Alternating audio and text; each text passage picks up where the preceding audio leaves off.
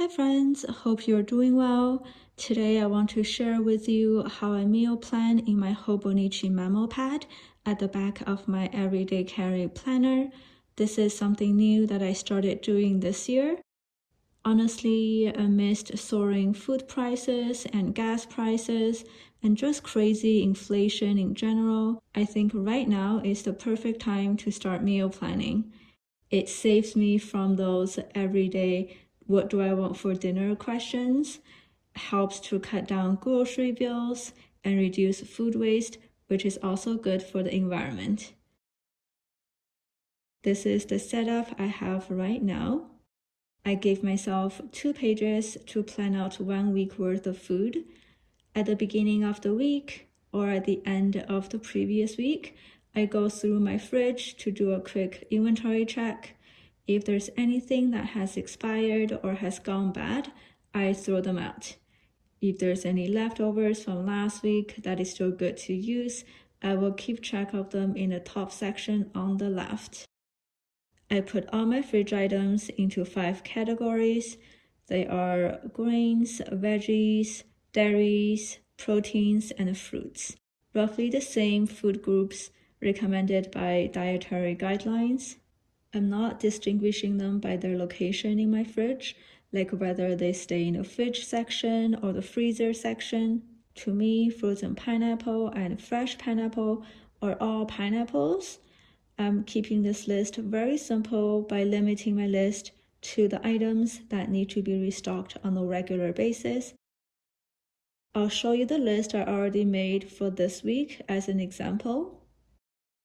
As you can see, I don't write down the things like pasta, oats, flour, rice, etc. because those are my staple foods and they usually come in large packaging. Normally, I would buy them in bulk and have a lot of them in my pantry. I don't think they need to be written down every week. It just gets very repetitive. If I happen to run low on something, I'll just write it down in next week's shopping list so I can get more. Another thing I do is I just eyeball the quantity. If I can tell how many of each item I have at a glance, like apples and oranges, I will write down how many I have in the fridge. But I'm not going to count how many grapes or strawberries I have. I'm just keeping it simple.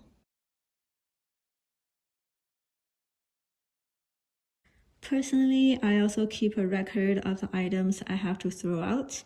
I also highlight them because I want to make sure when I go shopping again, I pay more attention to them and don't buy more than what I can consume. Because I would take this planner with me when I go shopping, this is just a little visual reminder for myself so that I don't get too carried away when I'm shopping in the store. For example, shredded cheese expired. If I want to get more cheese this week, it's a little reminder for me to check the expiry dates and not to get more than what I need. Right underneath is where I keep my shopping list. It's also divided into 5 categories under grains, veggies, dairies, proteins, and fruits. If there's any snacks I want, I can just add it at the bottom. I find categorizing my shopping list really makes my shopping experience more efficient because usually fruit and veggie section is towards the front of the store and the dairy and meat section is at the back. If I already moved to the back of the store to get my milk, then all of a sudden remembered that I forgot to grab my salad greens, I'll have to go back to the front of the store again. Now with this list, I no longer have to go back and forth because I'll pick out all the fruits and veggies I need, then move on to meat and dairy. I don't predetermine the amount of space I need for my shopping list because it all depends on how much food I have left in my fridge the week before. For example, this week my fridge is pretty well stocked. I don't really need to get anything, so my shopping list is pretty short. Of course, my goal is to have a relatively short leftover list because it means I'm not overbuying. I'm only buying what I need and not wasting any food. This shopping list can definitely be adjusted. If I see something on sale at the store, like blueberries, I can add blueberries to my list because I know myself, A small carton of blueberries will be gone in 2 days because I add them to everything. But usually I will try to stick to my list, especially perishable items that cannot be kept long in the fridge. Say yogurt is on sale, but I already have a lot of yogurt in the fridge from last week that I haven't finished, so I'll pass this time. Generally speaking, if the item can wait, I'll write it down on a sticky note so I can think about it or wait for a sale or something.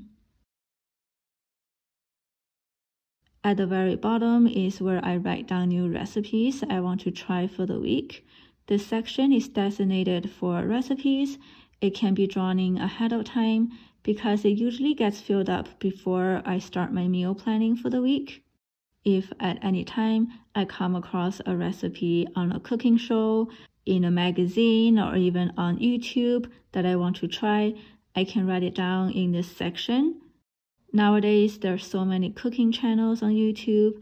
I even get inspiration from people's vlogs. I normally save the recipe on my phone or in the daily section of my Hobonichi cousin, or just write down briefly where I got the recipe or the idea from so I can refer to it later. The page on the right is evenly divided into 7 sections for each day of the week. This is where I plan out what I want to have for breakfast, lunch, and dinner. It's pretty straightforward. It doesn't have to be very detailed though. For example, here I just have pasta. I didn't specify what type of pasta, in what sauce, etc. because I'm not sure what I'll feel like that day. But if I know, then I'll write it down. I can definitely decorate this page a little more, but again, I'm keeping it simple. The way I use this planner is pretty straightforward. After getting a better picture of what's left in my fridge, I can start working on my meal planning. I always want to use up what's left in my fridge first. At this point, I'll also reference my recipe section to see if I want to try any of the new recipes I came across. If I'm out of ideas, I can also refer to the daily sections of my Hobonichi cousin because it keeps track of what I actually had on a daily basis. After I plan out what I want to eat in the week, I then write out what I need to get from the grocery store based on what I already have and not have in the fridge. If I end up getting it, I check it off. If an item is used, I put an X beside it. If the item is all used up, I cross it out. For example, this week, I used my strawberries and I actually end up finishing it, so it's crossed out. I also used some other items here. I haven't got a chance to go shopping yet, so no check marks beside sourdough bread, which means I still have no sourdough bread in the house. So this is my setup. I think it's very streamlined, easy to follow, and very functional. I feel like it's simple enough to work for any other planner.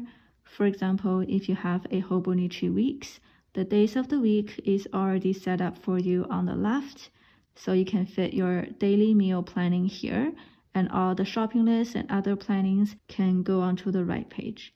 If you have a Hobonichi cousin, you can use the monthly or weekly calendar section for daily meal planning and the sidebar for shopping list, etc.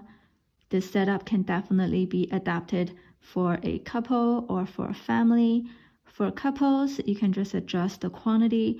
For families, you can always divide up the daily sections a little more to accommodate planning for your children's school lunches or even for your pet's food. The possibilities are truly endless. If you are interested in meal planning, I hope you can give it a try.